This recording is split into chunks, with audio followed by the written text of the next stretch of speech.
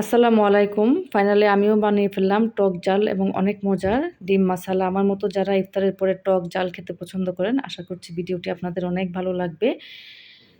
ডিম মাসালা বানানোর জন্য এখানে আমি ৩টা ডিম সিদ্ধ করে নিয়েছি। তারপর ভেজে নিচ্ছি ২টা শুকনা মরিচ। ডিম এবং মরিচ ভাজা হয়েছে। এবার আমি দিয়ে দিচ্ছি একটা কাঁচামরিচ। কাঁচামরিচ আমি বেশি দিব না, যেহেতু শুকনা মরিচ দিব। ভালো করে কুচি করে দিয়ে দিলাম একটা কাঁচামরিচ। তারপর দিয়ে দিব একটা ছোট সাইজের শসা। পুরোটা শসা আমি দিব না, এখানে আমি অর্ধেকটা শসা দিব। একদম ভালো করে কুচি করে কেটে নিতে হবে। আমার শসা কাটা হয়েছে, এবার দিয়ে দিচ্ছি গাজর কুচি। গাজরটাও ভালো করে কুচি করে নিতে হবে। তারপর দিয়ে দিব অর্ধেকটা টমেটো, পুরা টমেটো আমি দিব না। তারপর দিয়ে দিচ্ছি ধনিয়া পাতা। এই ডিম মাসালাতে অবশ্যই ধনিয়া পাতাটা দিতে হবে, কারণ ধনিয়া পাতাটাতে অনেক মজার একটা ফ্লেভার থাকে। তারপর দিয়ে দিচ্ছি কাসুন্দি ১ চামচ, বড় চামচের ১ চামচ। তারপর দিয়ে দিচ্ছি টমেটো সস ১ চামচ, পরিমাণ মতো লবণ, শুকনা মরিচের গুঁড়া। তারপর দিয়ে দিচ্ছি ডিম মাসালার সবথেকে মেইন আইটেম হলো তেঁতুলের চাটনি। তেঁতুল চাটনি দিয়ে দিলাম আমি ১ প্যাকেট। তারপর দিয়ে দিলাম ২টা মরিচ, ভেজে রাখা ২টা মরিচ আমি দিয়ে দিয়েছি। এরপর দিয়ে দিলাম ১ পিস লেবুর রস। এই ডিম মাসালাতে লেবুর রসটাও দিতে পারলে ভালো। এবার আমি সবগুলো আইটেম ভালো করে মাখিয়ে নিচ্ছি, বা এগুলো ভালো করে মাখিয়ে নিতে হবে যেন একদম মিশে যায়।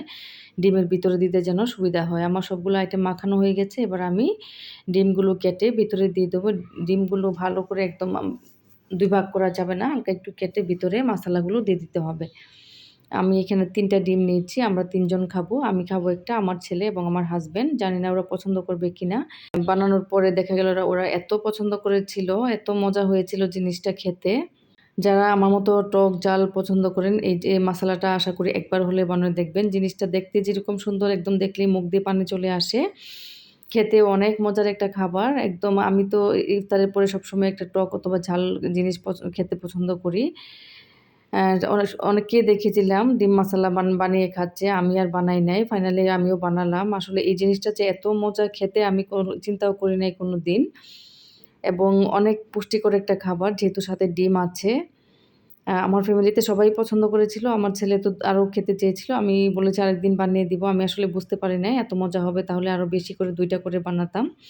আজকে আমি ১টা করে বানিয়েছি। আরেকদিন বানালে ২টা করে বানাবো সবার জন্য। আপনারা একবার হলেও ট্রাই করবেন, যারা টক এবং ঝাল পছন্দ করেন ইফতারের পরে। যেকোনো টাইমে এই খাবারটা খাওয়া যায়। আমার হাসব্যান্ডকে দিয়েছি, সে চামিচ দিয়ে খাচ্ছে এইদিকে। আসলে ডিম মাসালা হাতে খেলেই বেশি ভালো লাগে। সবাই ভালো থাকবেন। আসসালামু আলাইকুম।